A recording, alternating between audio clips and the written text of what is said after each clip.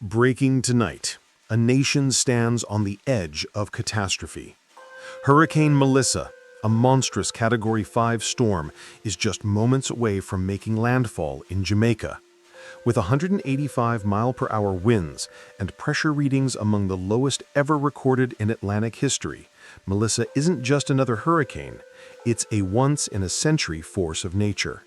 The kind of storm that will reshape landscapes, communities, and lives for years to come. As officials on the ground call it the storm of the century, Jamaica braces for impact.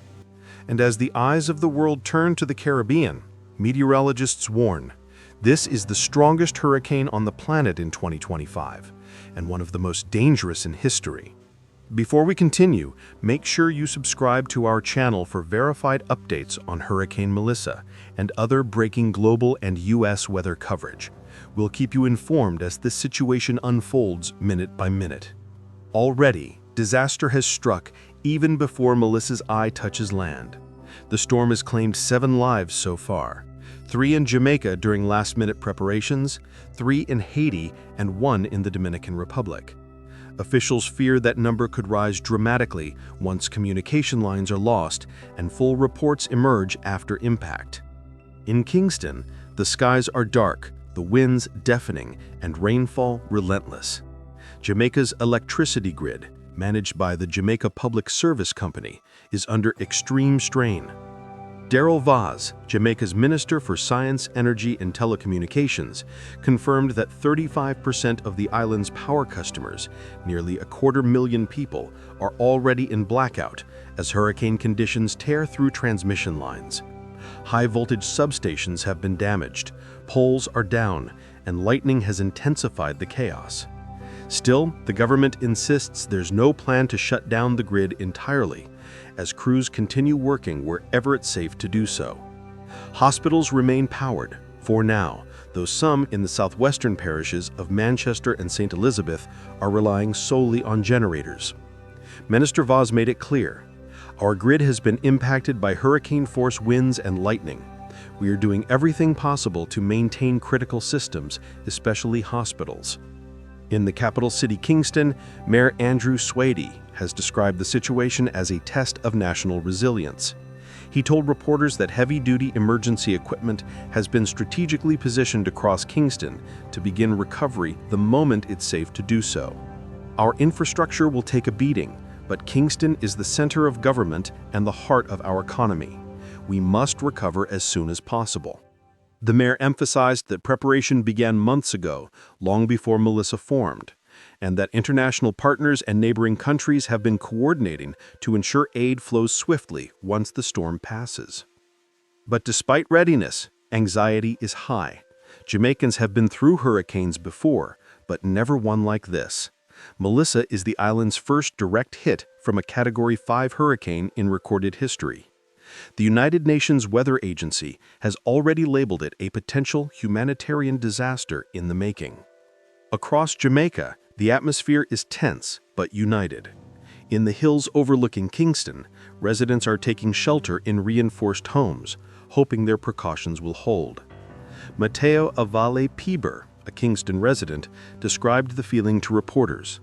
"We're nervous. The wind sounds like a freight train. We have water, food, and everything we can prepare, but my cat is panicking in the corner." Despite the fear, there's solidarity in the air. Neighbors are checking on one another, sharing supplies, and keeping lines of communication open through live streams and social media, until the power fades completely. "People are in good spirits," Peter said. "We're looking out for each other. There's a sense of community you only feel in moments like this."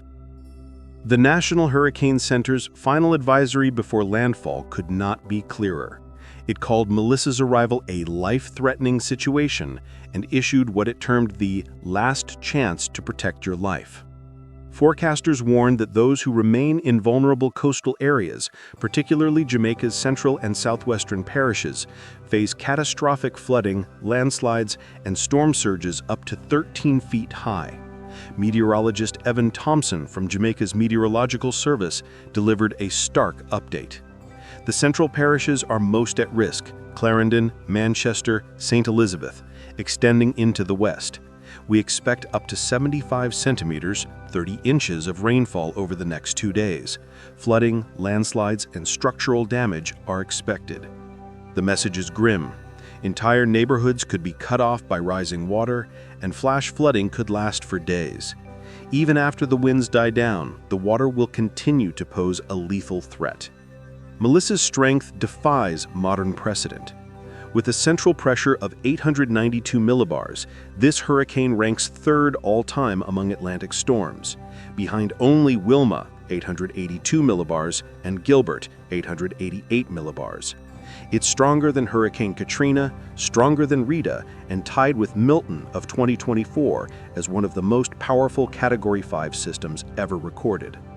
Meteorologists describe Melissa as a perfect storm, fueled by record-warm Caribbean waters and a near-ideal atmospheric setup that allowed rapid intensification in just 36 hours. The storm went from a Category 2 to a Category 5 in barely a day, an extraordinary jump that even the most advanced forecast models struggled to predict. Forecasters fear this may become the strongest landfalling hurricane in Jamaica's history, surpassing all modern records for wind speed, storm surge, and rainfall. While Melissa's winds command the headlines, experts emphasize that water will be the deadliest element. Rainfall totals could exceed 40 inches in Jamaica's eastern mountains, with rivers overflowing and mudslides threatening entire communities. Southern Haiti and eastern Cuba are also bracing for torrential rain, as much as 25 inches in some regions, potentially triggering massive landslides and forcing tens of thousands to evacuate. Along Jamaica's southern coastline, storm surge of up to 13 feet will push water inland, submerging low-lying areas and isolating towns. Coastal roads and harbors are already flooding, as waves higher than buildings crash ashore. Around the globe, governments and aid agencies are on high alert.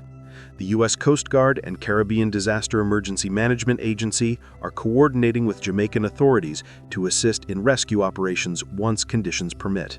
The World Food Program has pre-positioned supplies, while humanitarian organizations are preparing emergency shelters and medical teams across the island. In New York, home to one of the largest Jamaican communities outside the island, emotions are running high. Churches and community centers have opened their doors for round-the-clock prayer gatherings.